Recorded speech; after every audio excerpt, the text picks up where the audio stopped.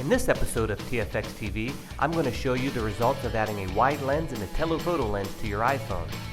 Then a little later, I'll show you how to connect filters to your iPhone. It's time for TFX TV. Let's plug in.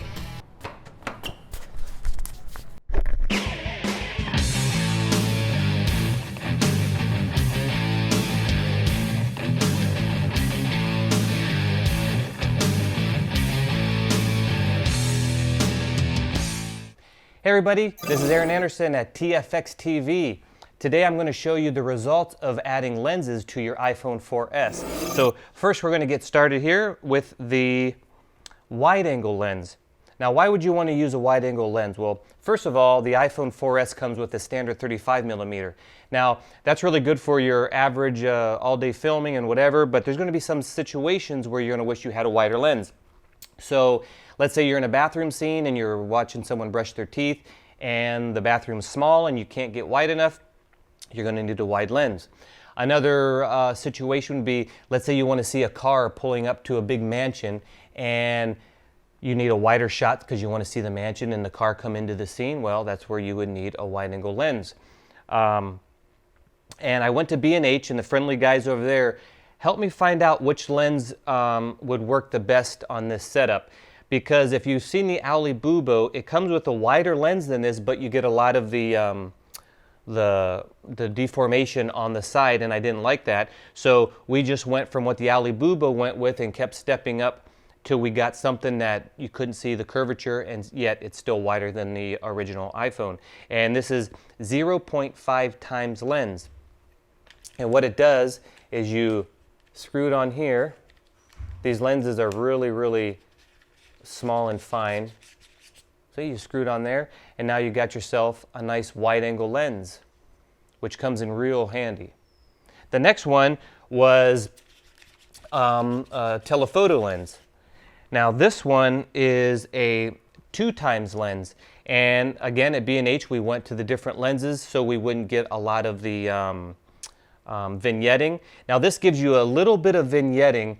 When you look at the back of the screen, you see a little bit of vignetting. When you press record, it zooms in a little bit, and I think because it might be having to do with the stabilizing features in the iPhone. But even when it zooms in just a little bit, there's a small vignetting, just so small. But in your editing program, all you have to do is zoom in just a little bit, and it gets rid of the vignetting. So keep that in mind. But it's not a big deal at all. So here is the ×2 lens. Just screw that bad boy on there. There it is. Now you got yourself a telephoto lens. This would be good for getting closer to the action if you can't physically get your tripod closer. Let's say there's a woman in a bed reading a book right before she goes to bed, and you want a shot at the foot of the bed looking at her. Well, 35mm would be really wide, and you would see the whole room and she'd be really small. Well, by putting this on, you don't have to put the tripod on the bed, which would be a wobbly mess. You put the telephoto lens on, zooming in closer to the woman, getting a better shot. So that's a really nice feature of this setup, to use telephoto lenses. If you haven't seen my video introspective, check it out. It's on my website at trinityfxmg.com or on my YouTube channel with the same name. And it's the first little thing I filmed with these lens setup. The first shot you'll see was the beginning is outside of a window. That was the wide angle lens. Then the next shot you see was the telephoto lens on the indoor shot, because I wanted to have a sliding shot from the back of the actor's head to reveal what he was writing. And with the 35mm lens, it was so wide it spoiled the shot because you could immediately see what he was writing. By zooming in closer to his head, I was able to zoom and then reveal what he was writing. So couldn't have done it without this lens. So check that out, introspective. Now, what I'm going to do behind me here, I set up the camera to show you the zoom factors, starting with the wide angle first, then the original iPhone lens, then the telephoto lens. So I'm going to play that right now. Check it out.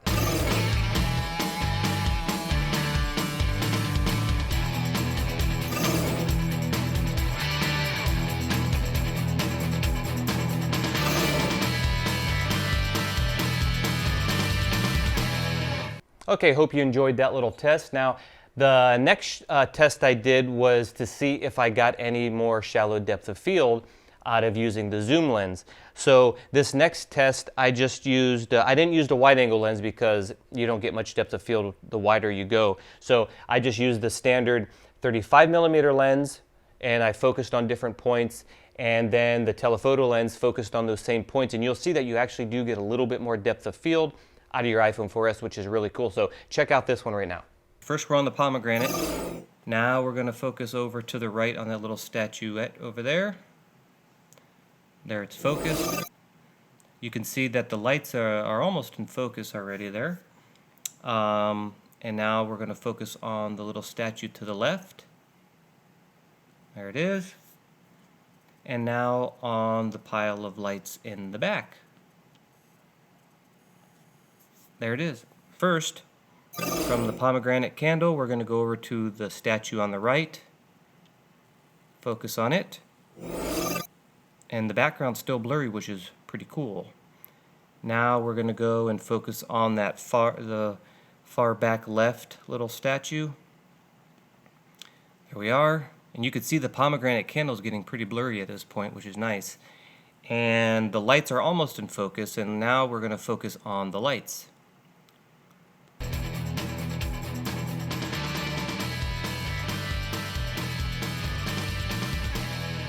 Okay, so there you have it, some lenses to add to your iPhone. One more thing is, this is a pretty cool feature.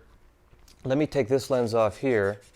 Now that you've got threads on your iPhone and on your lenses, you can put filters on them. This is a polarizer filter, which I would suggest you get. It works really good outside when it's really bright and you need to knock down the brightness. Also takes reflections off of windows if you're doing a shot through windows and all that. We can do an episode of how to shoot on filters. But anyways, what I did was I bought a polarizer filter with the same thread size as both of my lenses, which they're the same. So the filter works on both lenses.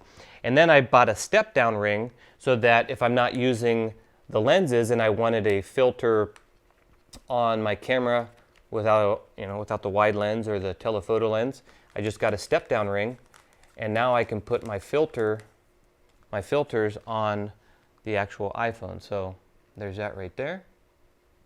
Pretty cool. So I hope you enjoyed this episode of TFX TV. Please subscribe to my YouTube channel and check out my website. When you subscribe to my YouTube channel, it's really cool if you haven't already known, but every time I put a new episode up, you'll get an email telling you that there's a new video. So check it out. This is Aaron Anderson with TFX TV. Till next time.